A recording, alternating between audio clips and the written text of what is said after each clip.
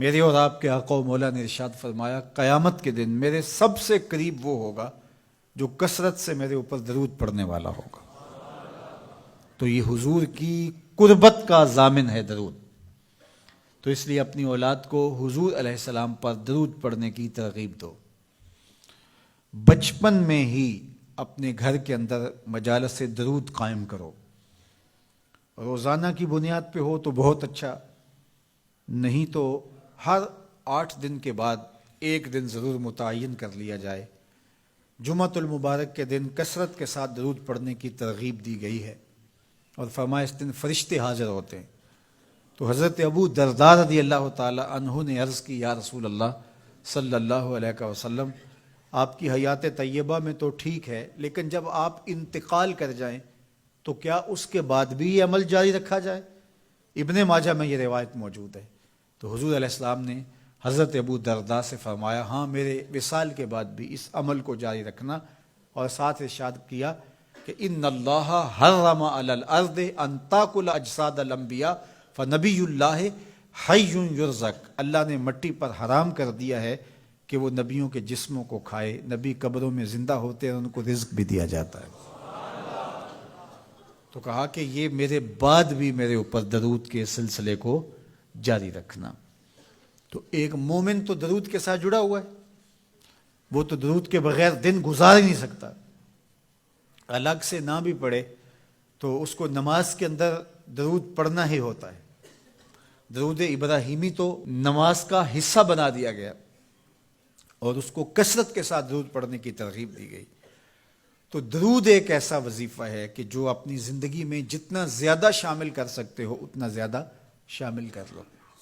ویسے بھی درود پڑھنے سے بچوں میں تقدس پیدا ہوتا ہے، بچے پاک دامن رہیں، عفت مآب رہیں، ان کی طبع میں تقدس رہے، آپ چاہتے ہیں، ہر ماں باپ چاہتا ہے۔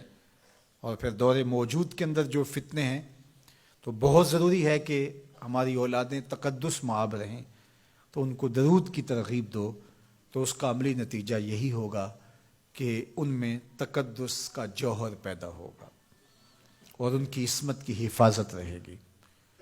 اور درود شریف پڑھنے والے بچے اور درود شریف نہ پڑھنے والے بچے دونوں کی عادات میں فرق ہوتا ہے۔ درود پڑھنے والوں کی طبع میں رقت، لطافت، نرمی، محبت، شفقت جیسے جذبات پیدا ہوتے ہیں۔ یہ درود شریف کا عملی نتیجہ ہے۔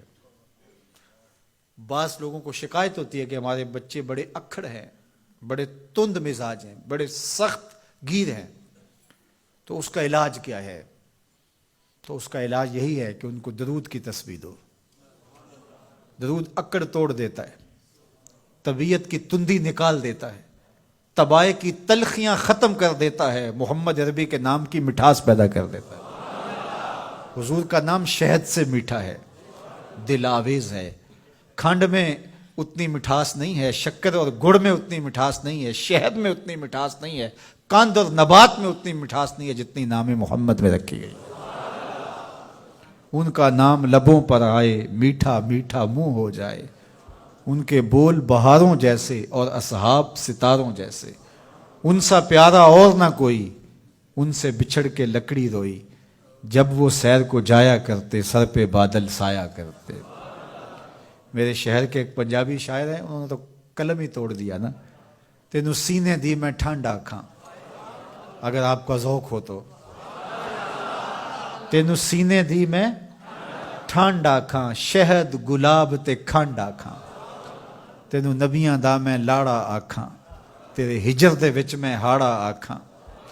تو ان کا نام ہی میٹھا ہے، دل آویز ہے۔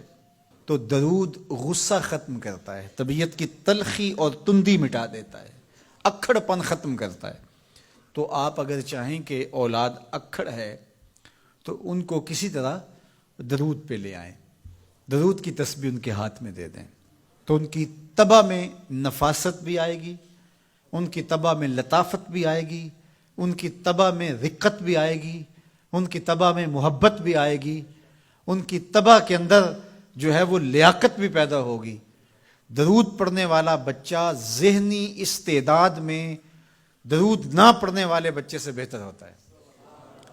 یہ بھی آپ تجربہ کر کے دیکھ لیں، دو بچے برابر ذہنی استعداد رکھتے ہوں اور ان میں سے ایک بچہ درود پڑھتا ہو اور ایک درود نہ پڑھتا ہو تو درود پڑھنے والا بچہ آگے ہوگا۔ یہ درود کی برکتیں ہیں، یہ درود کی رحمتیں ہیں۔ تو درود کثرت سے پڑھنا اپنی اولاد کو سکھائیں گے۔ ہفتہ روزہ آپ محافل کا گھر میں انعقاد کر لیجئے اور اس میں صرف دروشی پڑھ لیجئے، تو انشاءاللہ اس سے آپ دیکھیں گے کہ اولاد کو اس کا فرق پڑتا ہے۔ یہ تربیت کا ایک آسان نسخہ ہے اور یہ وہ وظیفہ ہے جس سے تھکن نہیں ہوتی، یہ وہ وظیفہ ہے جس سے طبیعت میں تلخی نہیں آتی۔ کہتے ہیں وظیفہ میں نے پڑھا ہے تو وظیفہ پڑھتے پڑھتے میری طبیعت میں یہ ہو گیا ہے، وہ بعض کہتے ہیں وظیفہ الٹ پڑ گیا ہے۔